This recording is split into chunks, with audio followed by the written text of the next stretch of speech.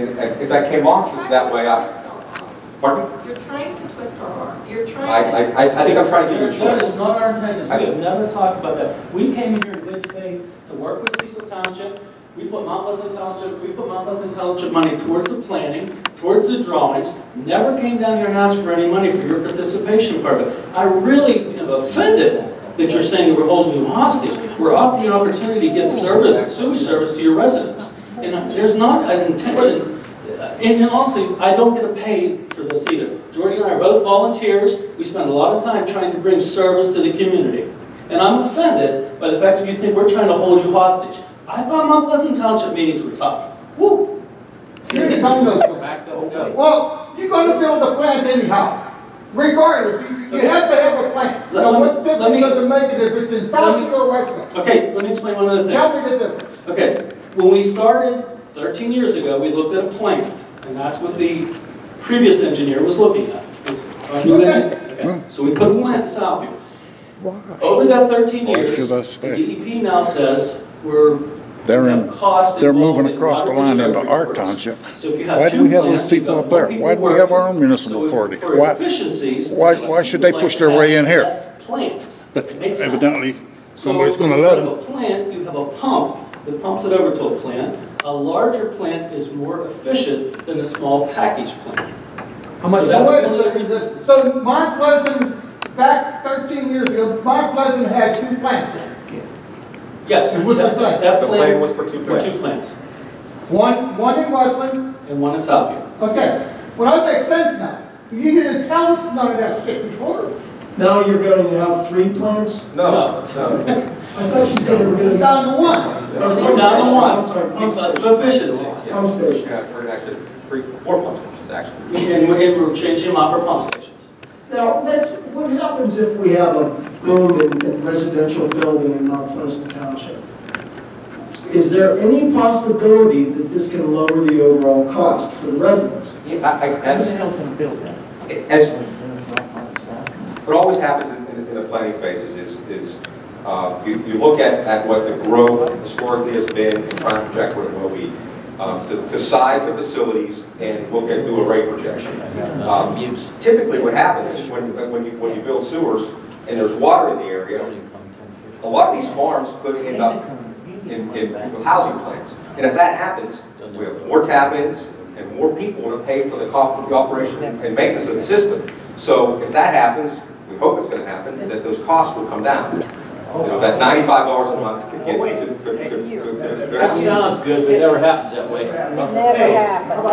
Never happens.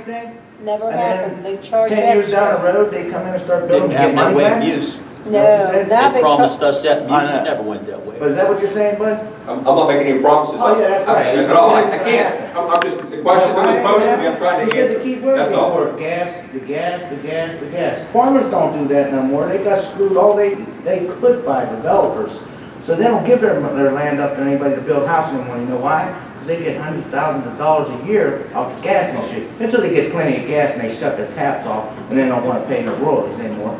But then when we pay all these high tapping fees, and then 20 years down the road, 10 years down the road, 15 years down the road, whatever it is, you're going to say we're going to get our money back for the tap fees because there's more people, like 1,000 people come in. Never happened. It's never happened. Because there's improvements that you have to live in a good world, but it's not. Yeah, it don't work that way. No. If the plant is designed, we're not allowed to design a plant for information that there's going to be development. And you said if you put your plant in, we got to keep, as soon as the plant goes in, we have to tap in anyway, right? Let me just step by step. When we build a plant, when we design, Steve designs a plant. If there's 100 homes, the plant's designed for 100 homes. We are not allowed to design for 200 homes. Okay? Correct. So when those new people come in and those new development comes in, the plant now has to be expanded. So there's costs for that. So as far as you getting your money back, it's a 30-year, I don't want to say payback, but it's a 30-year expense to pay for that plant. So in the next 30 years, if you get more development comes in, you're still going to pay for your original home, but you're going to put an addition onto it now. So that's why you're not getting any money back in the 30 years, and that's why Steve doesn't want to make that promise. It just doesn't happen. Yeah, I know. Hey, let's talk about that scenario though. What happens is you have a bunch of green space, you ran all your primary lines, and every tap in after that brings in $7,500, $8 grand. It doesn't come back to the original builders of that plant and the original participants. It's consumed. You're saying you're going to have to increase the plant, but it ain't going to be the same price. It's not going to be $16 million. But none of that ever comes back to the original users. Show me one plant. But here's my question for you. And reason I bring this up. This happened in Cecil, and this right away right here. They actually were trying to use Penvest. They were trying to get DEP. They dictated the operations and what had to be used for fees, and they decided to go with private financing. And it changed the scenario. And that project went through. My question is, have you looked at that? Yes. Because Penvest requires you to do some things you normally wouldn't do. Right. And this project, based on the cost, would have to be funded by Penvest because it's. But Cecil's was that big. We're counting on 30 or 1% money to make it work, and there's no yeah, but way. what did they cause you to do to get that money? The project changed because of that, because of Penvest and the DEP's involvement. Well, the DEP's involved no matter what. Yeah, but they also dictate what you're going to do because of Penvest money. They have regulations we have to design by. That goes without saying. And if you didn't use Penvest, those regulations would change. No. Oh, they absolutely did. They did for Cecil. I think he's referring to rural development. To the U.S. It changed your rates, your structure, maybe your RUS cost. is like that. Penvest is not. RUS is like that. Penvest is not. And explain. That's not true. RUS Rural Development, that's the agency that put electric lines and telephones on years ago, okay?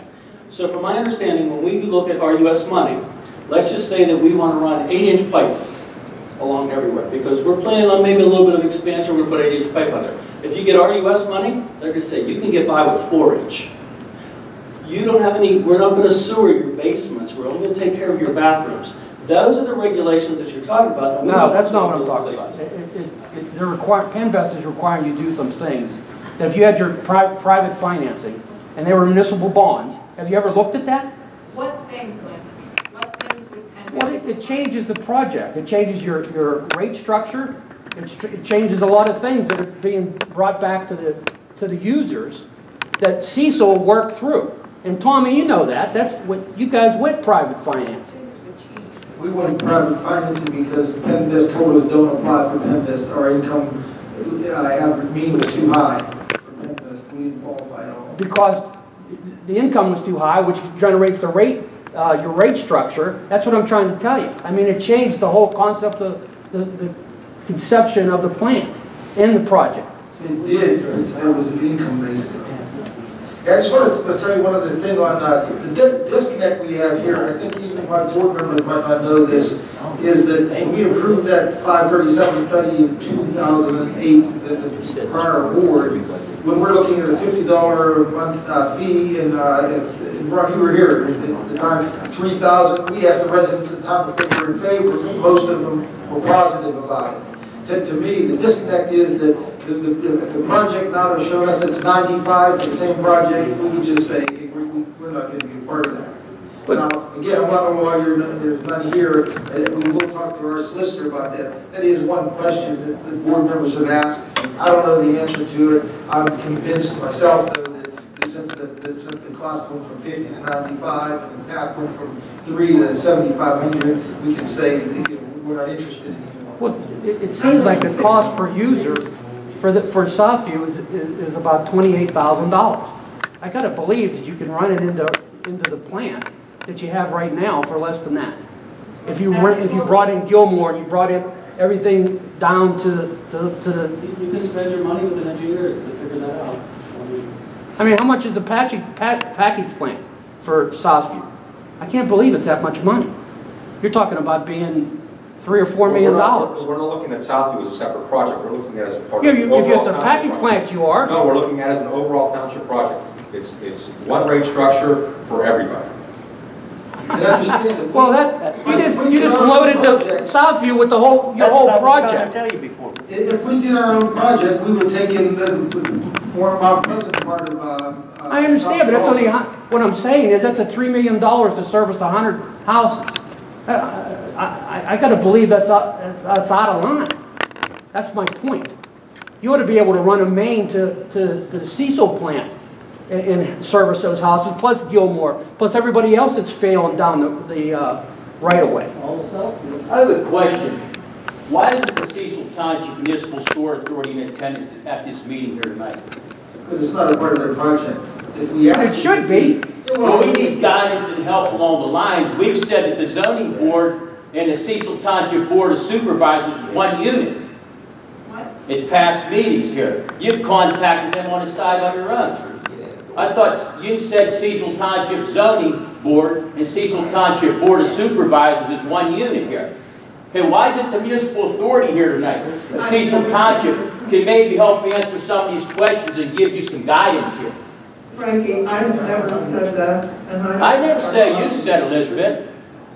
There was comments made here in meetings and by our solicitors that we work together. The zoning board and the board of supervisors work together with this compressor station up here. This involves sewage.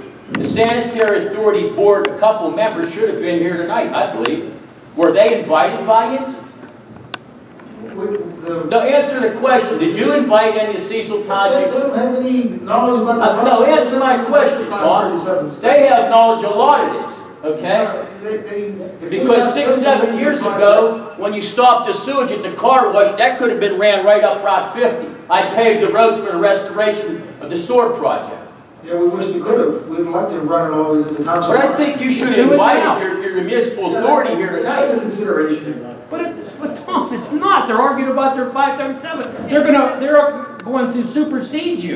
No, Mike, that's what we're saying. We don't think they're correct and that we are tied into this. We're going to talk, listen for 1 second. I listen to you. Listen for We're 1 all second. in talk here. They We're don't going know. to talk to our solicitor because we think that Well, we are not tied to that project. And one of the things that we want to look into is, do we have to go with them at all, or can we tie into? Well, let me answer that question. If you got sewage, any failures along the watershed, I can guarantee you that you got your own project. You can go to the DEP right now and condemn the whole watershed. That is what we want to. And it supersedes that right there. I'll say something now. Listen, and now I want to speak.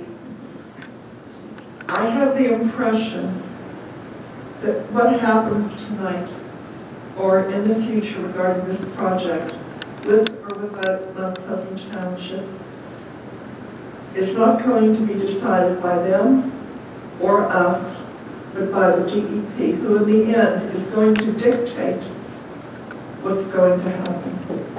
Am I correct? Does anybody agree with that? Tom? Not necessarily. It might be our attorney says something different. Maybe we're, Keep paying attorneys for everything, it's why we're broke. I would say we answer to the DEP. It's not that I can answer to our township supervisors. We answer to the DEP. The DEP has regulations that we have to live by and do it. And with all the malfunctions that we have in Mount Pleasant Township, I think they've been very lenient to us. And believe me, if you haven't got any letters, you should talk to Mount Pleasant Township supervisors that have gotten those letters. You might look at it a little differently. We just loaded Cecil Township with twice the car. At least Right. twice. I'll give you my opinion. Nobody's